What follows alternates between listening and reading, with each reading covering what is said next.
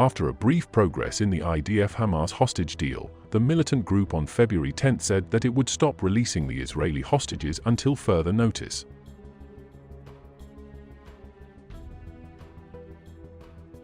The decision came over the alleged violation of ceasefire agreement by Israel.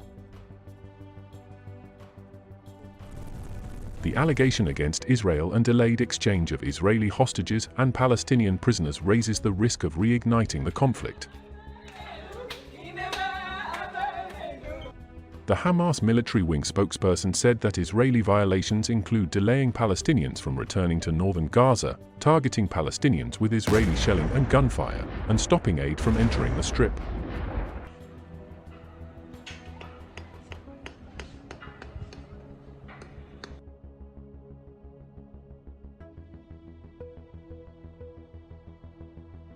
As per the Times of Israel, Defense Minister Israel Katz responded to Hamas's announcement, calling it an outright violation of the ceasefire.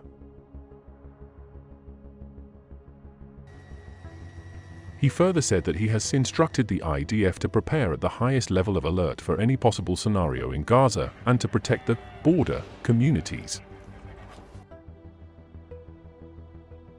Katz boldly stated that Israel would not return to the reality of October 7.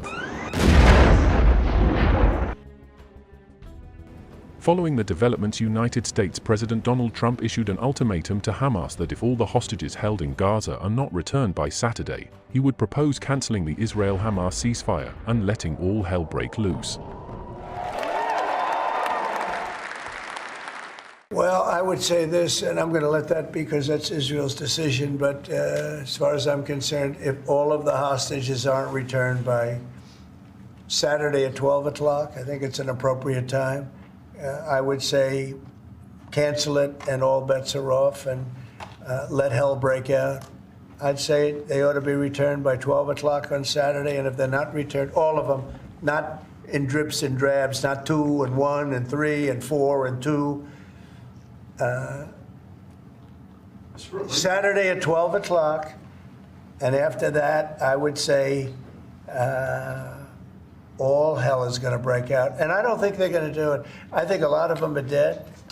I think a lot of the hostages are dead. I think it's a great human tragedy what's happened, how people can be that mean to do.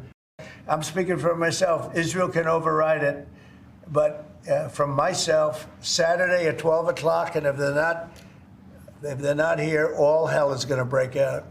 It is to be noted that the Palestinian militant group was set to release more Israeli hostages on February 8 in exchange for Palestinian prisoners and other Palestinians held in Israeli detention, as had been happening over the last 3 weeks. It is also noteworthy that the Israeli Defense Forces blew up several buildings in the occupied West Bank on February 2, days ahead of the negotiation on the second phase of hostage-prisoner exchange was due on February 4. The IDF grounded around 20 buildings in the Jenin refugee camp as per the Palestinian state news agency. The demolition of the buildings was carried out in precise simultaneous explosions that reduced the buildings to ruins. The bombardment amid the truce triggered Hamas, who called for an escalation in the resistance against Israeli defense forces.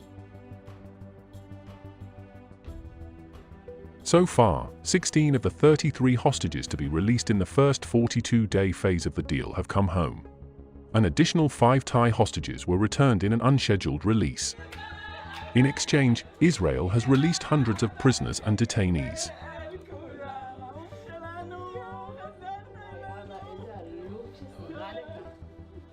The unexpected announcement comes amid growing doubts over an already fragile ceasefire that has largely held since it began on January 19. Although there have been some incidents in which Palestinians have been killed by Israeli forces and Hamas delays in providing names of hostages it planned to free. Talks began last week on the second stage of the ceasefire deal, but have shown little sign of serious progress.